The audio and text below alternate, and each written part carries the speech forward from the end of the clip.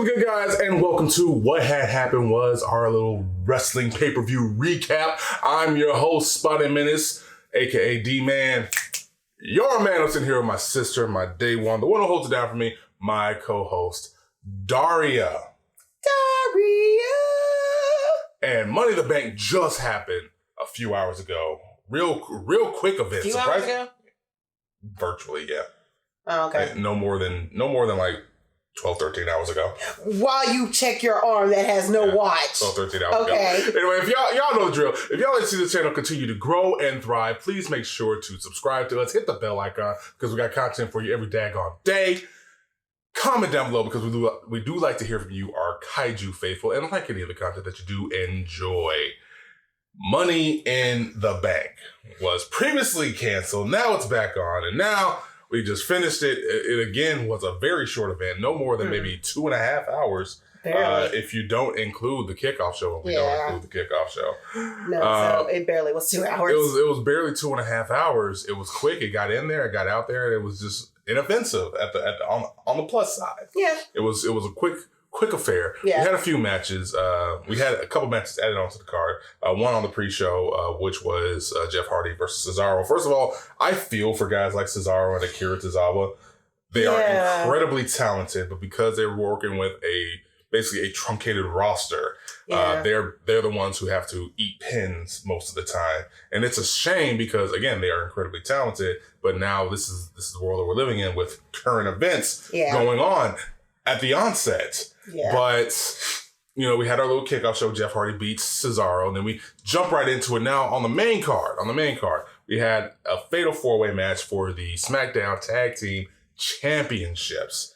We had our big stalwarts, the New Day, who are always fascinating and great.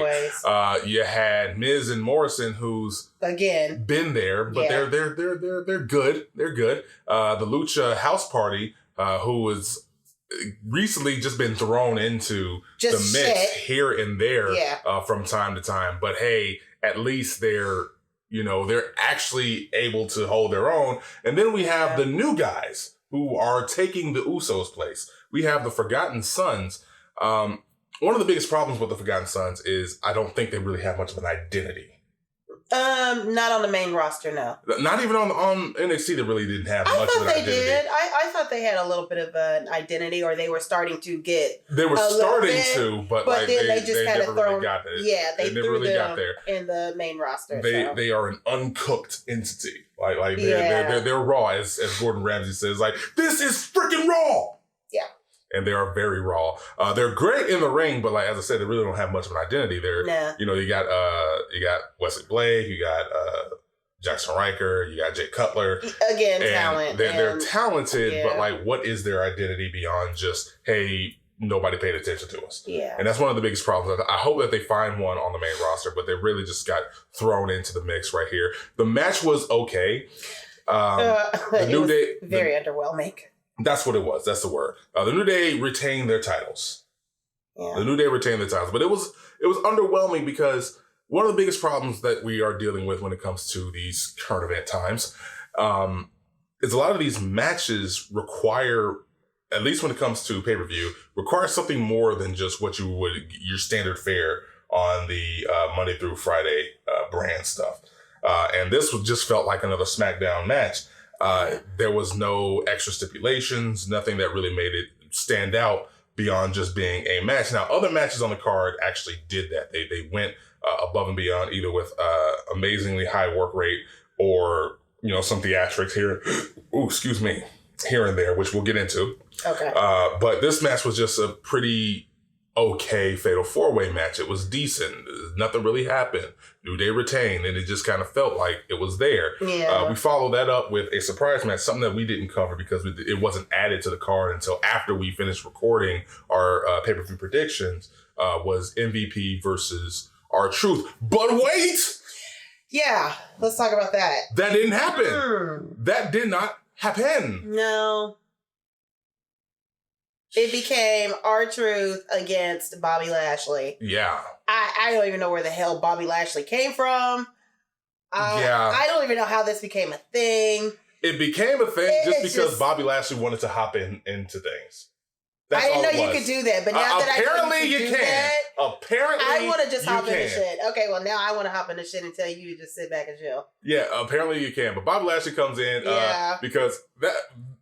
Honestly, this was like one of the better parts of the card because it was nice, it was comedic, it was fun. Because of R-Truth, It was R-Truth, MVP. They had a nice little banter going. I'm using your word banter. Yeah. They had a nice little banter going back and forth between each other. And then Bobby Lashley hops in and is like, no, I want the match. And he dispatches with R-Truth. It was quick, fun, got in there, got out there just like the event. Got it done.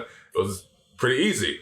And we got our ice machine going right now. Sorry about that. Yeah, but it was pretty decent. That probably was the start of a somewhat entertaining. Hey, well, I wouldn't say somewhat entertaining. That's being a little harsh. Because it was pretty entertaining. I was sports entertained by this card. Okay. Aside from the match that happened next, Tamina and Bayley. What the fuck was that? The question I have for you, because Bayley retains, but the way she retained doesn't make her look good. Doesn't make Tamina look good. And it damn well didn't make Sasha look good. It was just a fucked up match. Yeah, it was a match that didn't freaking matter. It didn't freaking matter. Didn't even really need to happen on the card because there was nothing that led into it. Nothing. Like if you're going to build up a story with Tamina, if you want her to challenge for the title, and you really didn't have much of a build up to get that to happen. One of the things that you could have done was had Tamina versus Sasha Banks again to really cement the number one contender status. Exactly. At least then I would care leading into other pay-per-views and we'd see what Tamina could do since she's coming back from injury. Instead, what we got was just, again, another standard SmackDown match. That's it. And then Tamina, who I'm guessing is playing face in this. I've never really seen Tamina as a sympathetic face. One of the biggest problems with Tamina is, and all the other faces in WWE, is they're dumb. So Tamina has this match won. Yeah. Super kicks the hell out of Bayley. Goes in for the pin. Sasha Banks slides into the ring. Doesn't touch her. Doesn't touch the ref. Yeah, she just slides into the ring and stares at her like with those little doe eyes because she got caught trying to interfere. And she's just staring at her. Slides out.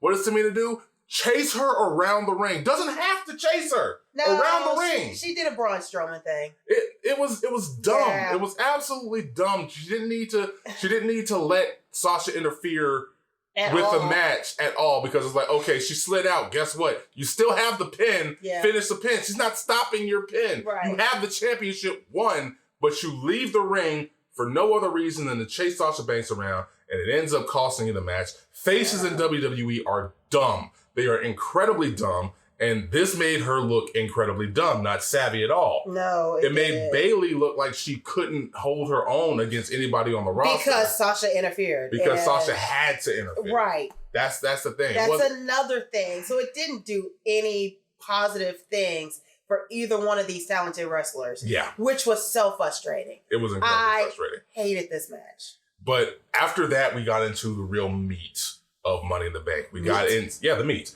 We got the Universal Championship match, Braun Strowman versus Bray. This was obviously pre-taped, but it was well done. It was well done. It wasn't like Bray John Cena levels, and I'm glad it wasn't because it didn't deserve to be because it's still because you're still building up the feud. Yeah. But like this had a lot of nice storytelling, a lot of nice in-ring work.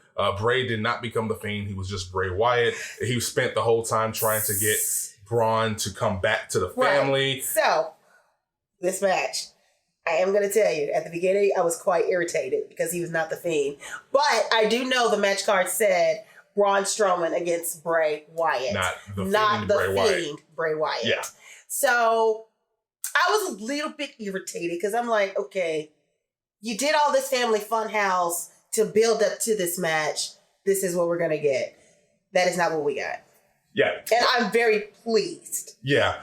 Cause like this is something that I feel like there's long-term booking involved with this. So I'm 100% okay with it. It ends up with Braun retaining the title, but it happens in a way that makes Braun look smart, makes Bray feel sympathetic, even as a heel, because all he wants to do is bring the family back together. Luke Harper's gone, Eric Rowan's gone, Braun Strowman's the last member of the Wyatt family that's there, and like they really captured a lot of the nostalgia that they had with the Wyatt family and Braun Strowman. A lot of the video packages were perfect. Yeah. Family Funhouse stuff was perfect. And this match was well done because it was a lot of hard-nosed Hoss action. I think this was probably Braun Strowman's best match because most of his matches are either big, quick squash matches or Hoss matches that last like 5 minutes and it's just, hey, everybody's spamming finishers the whole time just to try to get people done. But this was like his hardest worked match. Oh, the third type of match where it was like him versus against multiple people. Yeah. Those are the only kind of matches that I really remember Braun having. Yeah. And like,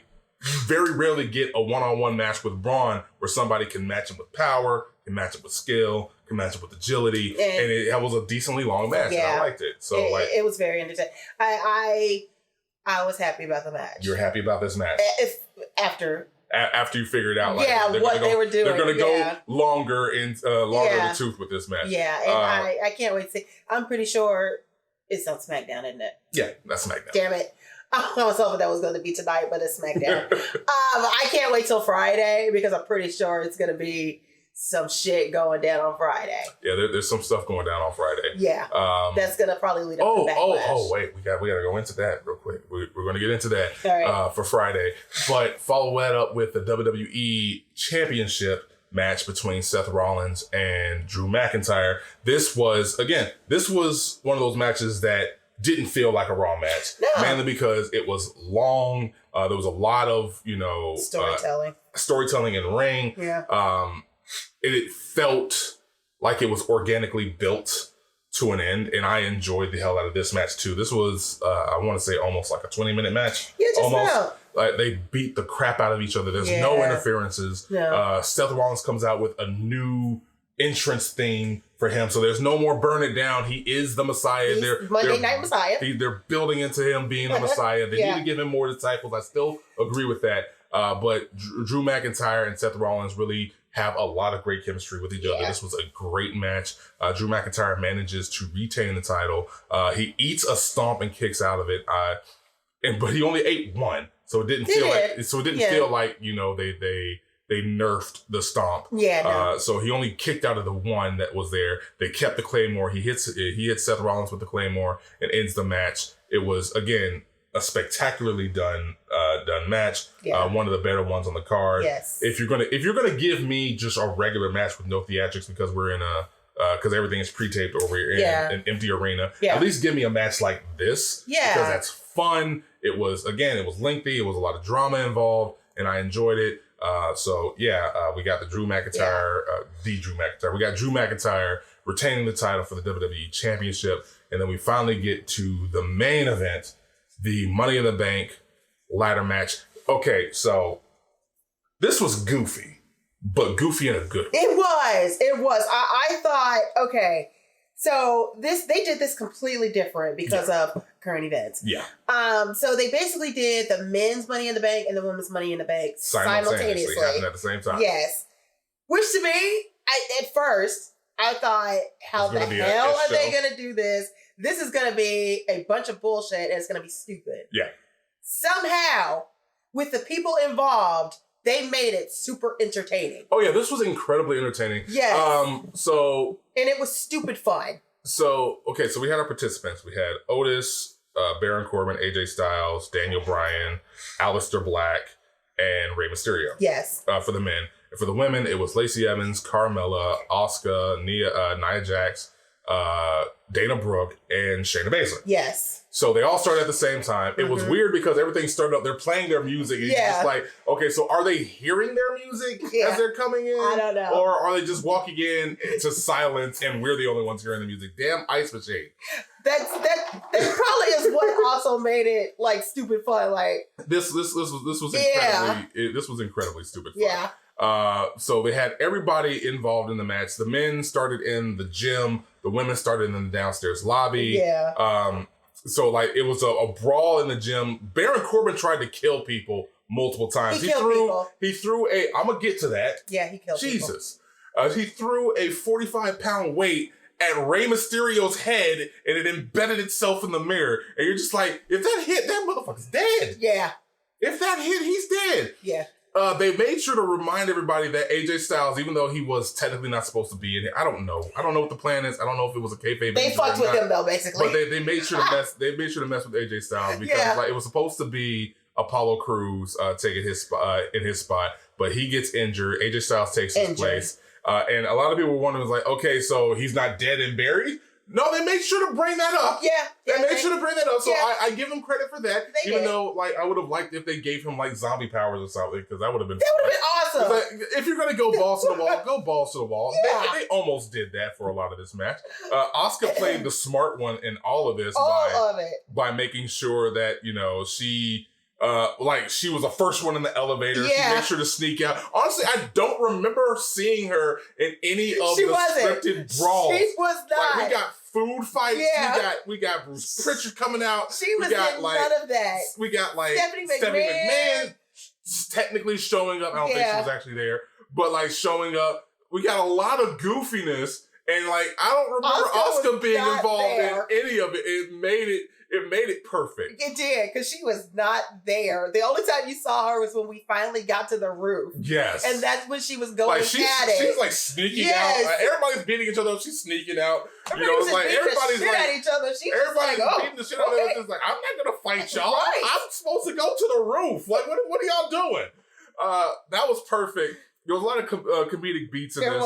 Like, for instance, when AJ Styles and Daniel Bryan fought their way to the chairman's office. Yeah. And, like, they're beating each other to death. And, like, they're knocking chairs and papers over. He turns around in his chair, doesn't say a word. And they're like, let's get out of here. Wait. Let's fix everything up and get out of here. So, like, there's a lot of nice chemistry right here. It was very fun. It was completely scripted. Asuka ends up getting the win because, again, she played it smart. She didn't really expend a lot of her energy. She managed to get the women's Money in the Bank, knocking the hell out of Baron Corbin, because I don't know what Baron Corbin. I don't know what the hell Baron. He tried to stop her from getting her briefcase. Like, why? You could have literally just said, I'm going to grab mine, let you grab yours, and we'd win. Right. But no, he tried to stop Asuka. Asuka knocks him the frick out. Yeah, because she's a badass. Oh, also, Shayna Baszler put Rey Mysterio in her little clutch, and that was fun. We cannot forget that, because holy shit. I had to go back to that. Yes. But Asuka manages to get the title, get the Money in the Bank briefcase after knocking the hell out of Baron Corbin. Yeah, and then you got to put at the end of the video, rest in peace, Aleister Black and Rey Mysterio, because Baron Corbin murdered the frick out of him. We're gonna have to put it with the Sarah McLachlan, like, in the arms of an angel. Because and nobody discussed that. Like, you killed 2 people on national television and we don't talk about that. So all the men come up. Everybody's up there. Yes. And Baron Corbin is like trying to keep people. Of course he is, because that's his job. He's trying to win the match. Yeah. So he grabs Rey Mysterio and flings him over the barrier, presumably into the dark abyss, which means he's got thrown off the building. Yes. That's. I mean, of course he didn't. We know, but still. Presumably off the building. Right. You still killed the man. And then he turns around and does the same to Aleister Black. And, like, the commentary team at the end of the match is just like, well, there you have it. Baron Corbin is the Otis is the Money in the Bank winner. Okay, let's get to how Otis got the briefcase. Oh, God, this was dumb, but it's fitting. It is. So let's get to how he got there. So AJ Styles. And was it Baron Corbin? I think it was Baron Corbin and AJ Styles. It was. It was Baron Corbin fighting for the briefcase. AJ, yes. And Baron gets knocked off. Yeah.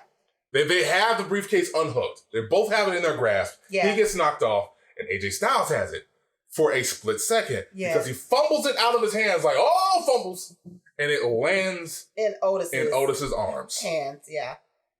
And I guess that means he's the winner. I guess. I don't even know how that's a thing. I thought it was the person who took it off. No, it's not, because apparently the rules have changed, so there you go. No, they've always kind of been this way, because like in lighter matches, it's happened before. As a matter of fact, it happened at WrestleMania, because I want to say it was Jimmy and Kofi had the title in their hands, falls out of their hands, and lands in Morrison's hands, and he retained the championship. Oh, yeah. It's happened again when Carmella and Carmella won. Yeah, James Ellsworth. With the first Money in the Bank. Yeah, where he unhooked it and dropped it into her hands. Yeah. So I'm guessing it's whoever comes down with it, and it's like football. Yeah, okay. It's like football. So whoever is securing possession technically is the winner. I mean, it's kind of dumb a little bit because it's incredibly dumb. Because I could do like a chop to the back of his head and he'd fall the fuck out, and then I could take the briefcase. Well, once he has it secured, it's secured. So like if they can't, so if he's doing it like this, if he's captured it, it's his ball, it's his briefcase.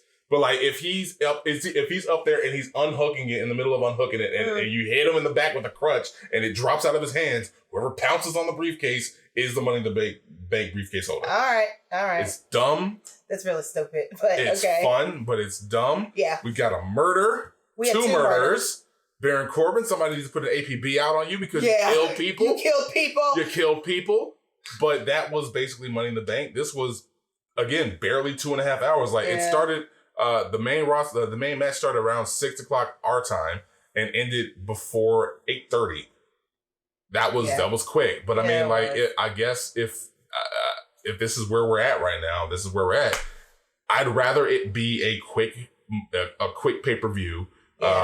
With a lot of good wrestling, which it did have a lot of good wrestling. It had a lot of entertaining stuff. I was sports entertained by this. It was. If you're going to do that, you might as well make me entertained. I was entertained. There was no slog, which I'm glad. There was no 3-4 hour slog. So at least I wasn't bored at all with this card, aside from just the two matches, the Fatal 4-Way and the women's match. But everything else was entertaining. I liked it. It was fine. I'd like to give it like a C+, B-. I give it a C-. You know what? I will give it a C+ because I'm trying to figure out because like you had like you're right. Had like a lot of good I enjoyed this C-. Like Jesus. I did. Just harsh. I agree. Yeah, I'll give it a C+, B-. Yeah. I'll rate it about that. Yeah. But yeah, tell us what you think. What you thought about Money in the Bank if you managed to catch it. Where do you think that this is going to be going? Boy, that scared the shit out of me. I know. Jesus Christ.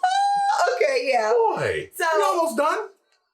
Make sure you comment and like down below, and make sure you hit that subscribe button. Jesus Christ. Also, tell us what you think thought about Money in the Bank. Let us know down below, and we got nothing more besides our little one continuing to speak.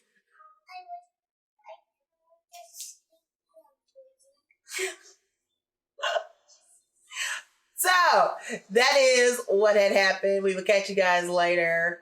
Hey, deuces. Deuces.